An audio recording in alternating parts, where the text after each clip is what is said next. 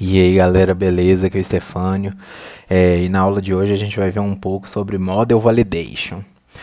Quando a gente está construindo um sistema, a gente precisa garantir que todas as informações entradas pelo usuário elas sejam válidas, elas não atrapalhem o funcionamento do nosso sistema. Então, o que a gente faz? A gente tem que pegar todos esses dados informados pelo usuário e fazer um tratamento sobre eles. Mas muitas vezes isso pode ser bem custoso, porque a gente tem que validar dado por dado. Então, aqui no ASP.NET MVC, ele oferece uma solução bem fácil e interessante para a gente poder validar todos esses dados com o menor esforço possível. Então, aqui no ASP.NET MVC, para a gente poder fazer essa validação, a gente vai precisar seguir algumas etapas. Primeiro, o que eu fiz aqui? No Models, eu criei um Models de usuário. O que ele vai ser? Ele vai ser um cadastro de usuários que eu vou fazer.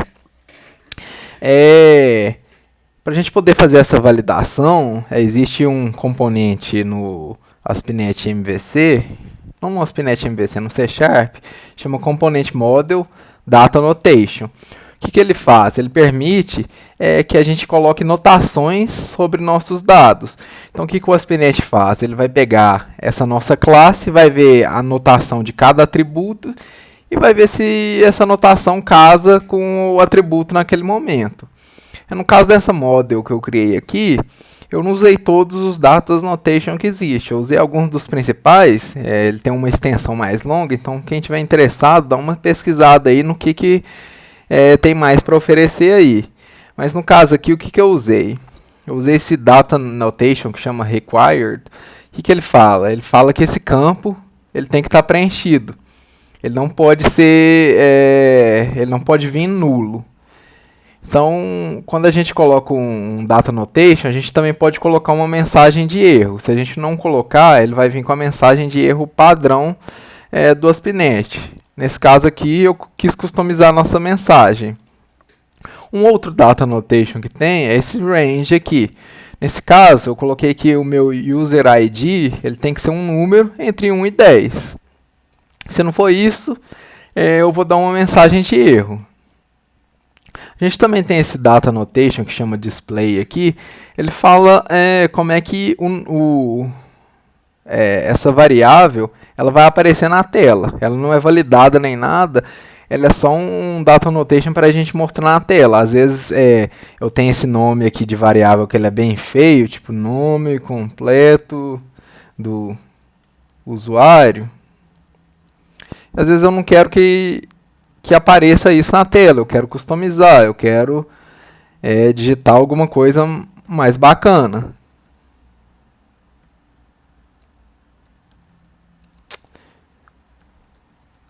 Então, o que eu digitar aqui vai ser o que vai aparecer na tela. Aqui no Data Annotation, a gente também pode usar uma expressão regular.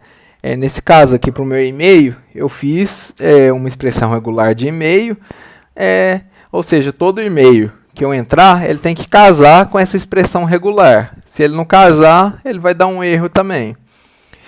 E no caso aqui, para minha senha, eu coloquei essas propriedades de min, max, length, que fala que tipo, minha senha ela tem que ter no mínimo 4 caracteres e 10 caracteres. Então, com essas notações aqui que eu coloquei, eu consigo validar essa model do jeito que eu quero. Eu não deixo passar nenhuma coisa inválida que o usuário digitar. Tudo que ele digitar tem que estar dentro do que eu especifiquei aqui. Então, com essas notações, a gente consegue alcançar essa validação. Um jeito bem fácil e bem simples. Então, eu vou compilar o projeto aqui para a gente ver. Mas no caso dessas validações, a gente pode fazer a validação do lado do cliente e do lado do servidor. Ou dos dois. O interessante é que seja feita dos dois lados para não abrir nenhuma brecha. Porque se a gente faz só do lado do servidor, muitas vezes o servidor vai estar processando várias requisições inválidas. Então a carga do servidor pode aumentar. Então muitas vezes a gente tira um pouco dessa carga, fazendo a validação no cliente e só recebendo dados válidos. Mas também se a gente fizer só no cliente, a gente pode sofrer algumas requisições de post automática que vão passar no nosso sistema, porque ela não passa pela validação na nossa tela. Ele é um post feito via Ajax, por exemplo, e chega no nosso servidor. Então, o ideal é que a gente faça essa validação dos dois lados. No caso aqui, eu vou mostrar primeiramente como que a gente faz essa validação do lado do servidor. No caso aqui, eu peguei essa minha model e eu construí um formulário bem básico em cima dela. Eu declarei aqui qual que é a model dessa minha view. Declarei meu formulário aqui. Entrei cada dado aqui, né, o user ID. A gente tem esse campo aqui que é interessante, que chama validation message for. E a gente coloca aqui qual é o atributo da model que a gente quer. Toda vez que a model estiver inválida, ele vai colocar o erro nesse campo aqui. Então, se a gente quiser customizar, a gente vai customizar esse campo aqui. A gente quiser trocar uma cor e tal. Então, é nesse campo aqui que vai ser o resultado das nossas validações. Então, é um formulário bem básico aqui. Então, do lado do servidor aqui, o ASP.NET tem um componente bem interessante que chama Model State.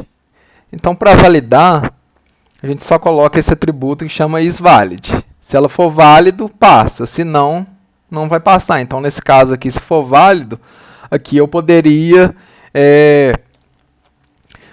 salvar essa model no banco de dados. Caso contrário, eu devolvo a model para o usuário corrigir ela. Então vamos colocar um breakpoint para a gente ver aqui. Eu vou acessar essa controller que eu criei aqui, a controller usuários, e a action é create, né? A gente poder simular essa validação. Então aqui um formulário bem básico, eu vou colocar create. Eu vou apertar o botão de create. Então ele caiu aqui, ele vai validar se minha model está válida. Então vamos ver aqui, ela não está válida, porque eu não informei nada aqui e ela tinha que casar nesses requisitos aqui que eu informei. Então ela não vai passar no nosso teste e vai voltar para o usuário o mesmo formulário. E o que acontece aqui? Esse model state ele também tem propriedades bem interessantes. Esse aqui é minha model, né, com os campos. A gente pode vir aqui nele. A gente pode vir aqui vai mostrar as keys, né, que foram mandadas na requisição. Vou usar o user ID, nome, e-mail e password. E aqui são os valores. Então, esse primeiro valor é correspondente ao user ID. Então aqui a gente vê o valor que foi mandado. No caso aqui não foi mandado nada. E a gente tem essa propriedade que chama errors. Então a gente vai ver o erro aqui. No caso aqui ele lança um erro. O campo ID é obrigatório, porque eu não informei. Então a gente também tem o próximo aqui. Esse próximo é o nome. Então, se a gente quiser fazer uma validação por trás do servidor, é só a gente acessar esse model state, vir aqui em velhos, pegar todos os velhos, pegar se tem algum erro nele. Se tiver, devolve para o usuário. Então vamos continuar aqui. Então, naquele campo que eu falei lá que chama, vamos inspecionar aqui.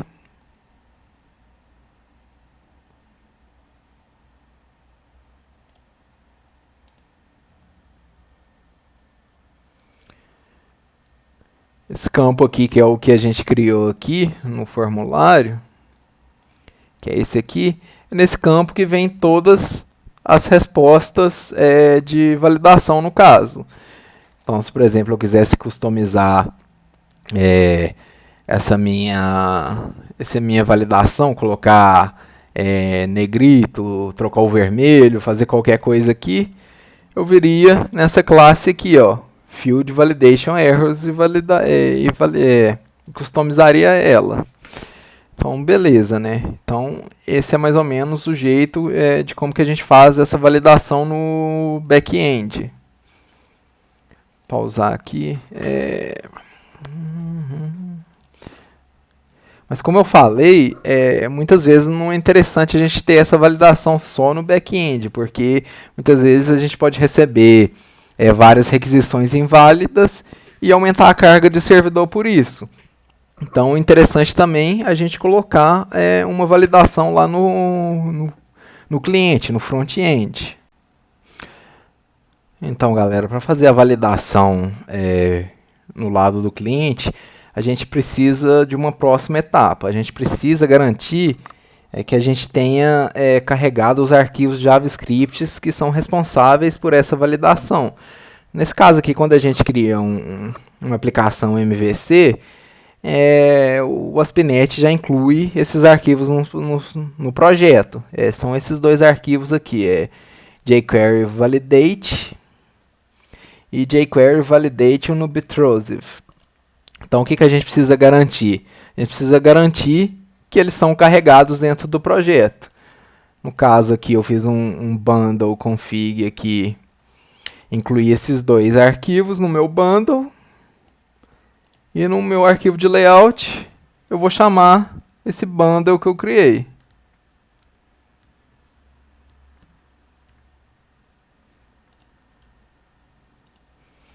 Então, e tem mais uma etapa também que já vem pré-configurada, mas se por acaso não tiver configurado, a gente precisa vir aqui em app settings aqui no nosso webconfig do projeto, que é o webconfig principal e não o webconfig de views. E a gente precisa incluir esses dois trechos de código aqui, adicionar essas duas keys aqui para garantir. Então, só fazendo isso a gente garante que nossa validation vai acontecer no client side. Bem simples. Então, para garantir que seja validado no client side, só incluir os arquivos JavaScript no projeto e garantir que eles sejam carregados na view.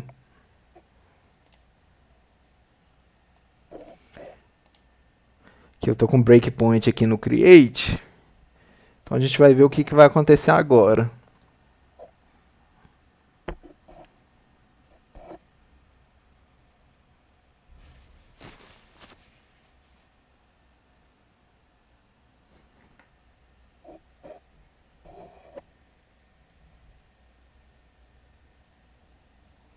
Carregou minha página aqui, eu vou pressionar Create aqui. Ou seja, ele não mandou nenhuma requisição aqui para o servidor, não caiu nada nesse meu breakpoint. Ele fez toda a validação aqui no client side.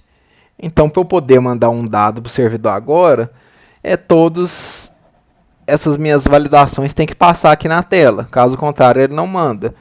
Então, e ele valida tudo em tempo real. Se eu tentar digitar alguma coisa aqui, a gente vê que a validação vai mudando.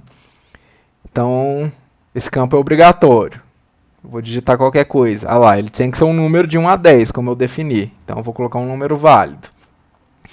Então, o nome de usuário é obrigatório. Eu vou digitar admin.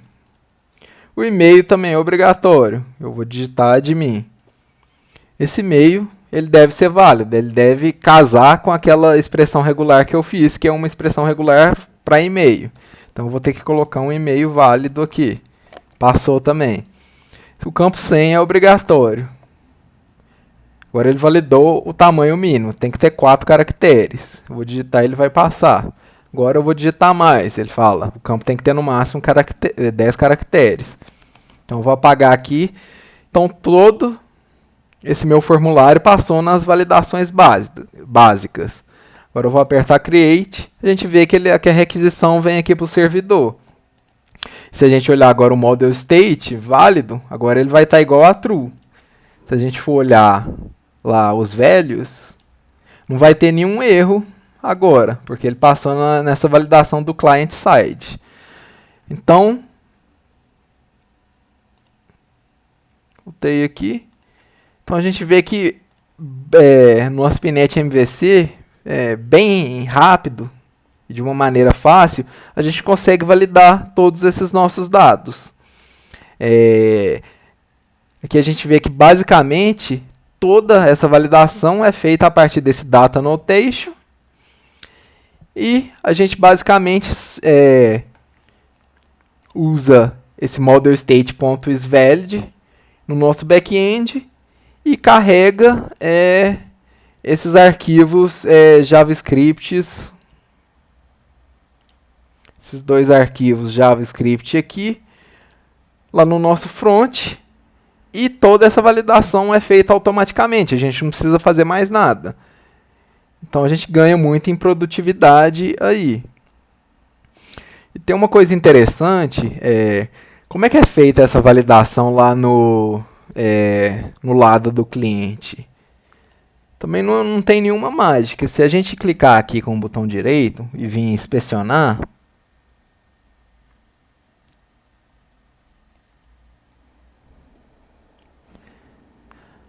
a gente vê que dentro das nossas tags HTML,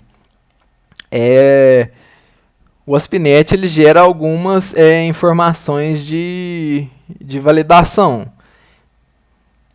Então vamos ver aqui o do nome, olha lá, a gente vê que tem todas as validações. Então o que esse JavaScript basicamente faz? Ele passa lendo, depois que a gente interage com o formulário, ele passa lendo esses dados de validação aqui e olha se eles estão dentro do que a gente quer. Caso aqui vamos pegar do e-mail, lá do e-mail, ele mandou aqui toda a expressão regular que eu defini lá no meu data annotation. Então, basicamente, o que o JavaScript faz de uma forma automática é passar lendo esses dados de validação nas minhas tags e validando para ver se casam com o que eu defini. Então, basicamente, não tem nenhuma mágica. O JavaScript faz somente isso. Então, galera, eu vou ficando por aqui. Na próxima aula a gente vai ver um pouquinho sobre scaffolding. Se você gostou do vídeo aí, deixa um curtir. Se você tem sugestão, crítica, dúvida, elogio, deixa um comentário aí no vídeo, ou pode comentar lá no blog, www.programaçãodescomplicada.com.br. Compartilha aí com seus amigos também. Eu vou ficando por aqui e fique ligado que semana que vem tem mais. Então um abraço aí a todos vocês.